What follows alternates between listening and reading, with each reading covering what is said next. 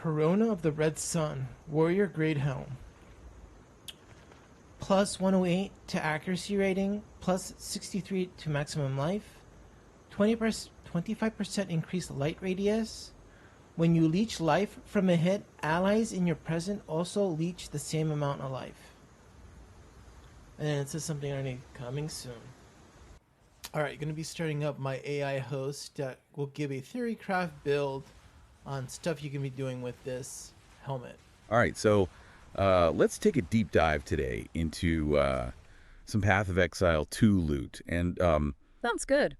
Specifically, we're talking about the Corona of the Red Sun helmet. Oh, yeah, this is going to be good. Which has a really interesting, unique ability where when the wearer deals damage, all allies leech life.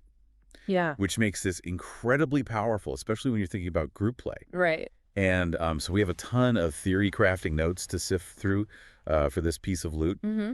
And luckily, we have an expert here today to help us unpack it all. Absolutely. Yeah, I've been really excited to dig into this one. So this helmet really kind of flips the script when it comes to life leech.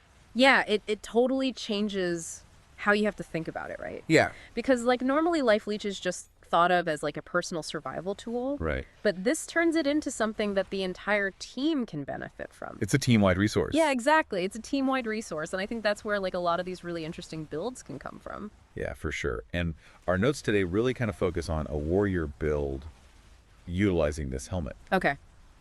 So before we kind of get lost in the weeds of specific gems and that sort of thing, can you kind of give us a high-level overview of the strategy that we're going to be looking at here? Yeah, so basically we're going to be using the inherent strength of the warrior. Okay. Which is, strength and area of effect damage. Right. With armor break, and then turning all that damage into team-wide sustain through the Corona of the Red Sun. I like it already. Should be pretty fun. Yeah, so the notes here kind of start out with the Earth Shatter skill. Okay. What makes that a good fit for this? Well, Earth Shatter is great because it has both immediate and delayed damage. Oh, okay. So the ground fissure is going to hit a wide area, and then the delayed spike explosion can be detonated either with an attack or a war cry. So it gives you a lot of control over, like... Exactly. When you're dealing the damage. It gives you a lot more control. Yeah. And it just kind of amplifies your damage output in general. Awesome. And then the notes here mention Infernal Cry as kind of the war cry of choice. Mm-hmm. What are the advantages there? So Infernal Cry is great because it synergizes so well with Earth Shatter. Okay. So first of all, it's going to pull enemies into the path of that fissure. Right. And then it's going to prime them for fiery explosions when they die. Oh, wow.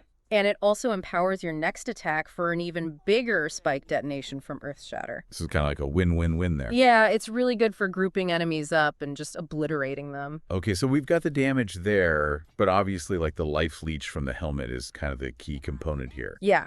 How do we actually like ensure that we're leeching enough to support the whole team? So that's where the life leech support gem comes in. Okay.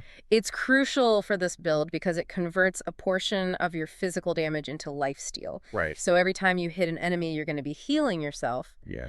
But then when you combine that with the helmet's effect, your whole party is going to be benefiting from those attacks. So it's not just about like how much damage you're dealing. Right. But it's about how much damage you're dealing that is then being converted into life leech for the team. Exactly. Yeah. That's really cool. Yeah. But so what about like boosting the damage itself? Mm-hmm. The notes mention a couple other support gems. Yeah.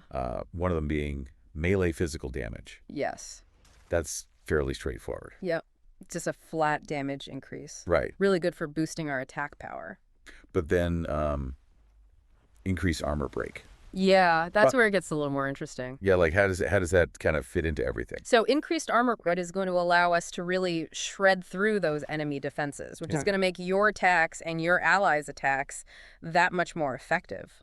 So could you potentially swap out that curse for something else to like maximize damage against bosses, or are we kind of locked into that for this setup? So while you could use other curses, increased armor break has a really unique advantage because it applies to both Earth Shatter and Infernal Cry. Oh, okay. So we're getting that flexibility, which is really valuable against a lot of different encounters. So you're really just like stacking armor break to kind of break through. Yeah, we want to just melt through that armor. Yeah, maximize the damage. Exactly. And then kind of moving on here, the notes point to the Titan Ascendancy class. Mm-hmm. Why Titan specifically? So Titan gives us the Earthbreaker passive, Okay. which adds a chance for our slam attacks to trigger aftershocks. More explosions. Yeah, more explosions. I like it. It's going to give us even more area damage potential. Cool. So it's going to be like this domino effect of destruction. I love it.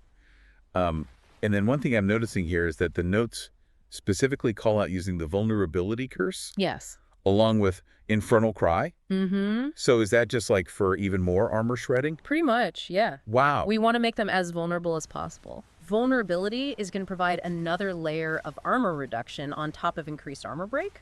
Right. So it's going to make them very susceptible to all of our attacks. Cool. And this is going to be really noticeable when you're up against, like, tougher enemies. Gotcha. That extra armor reduction can really make a huge difference. And I got area damage, armor break, and shared life leech. Yeah. This warrior is shaping up to be like A powerhouse. a total powerhouse. Yeah.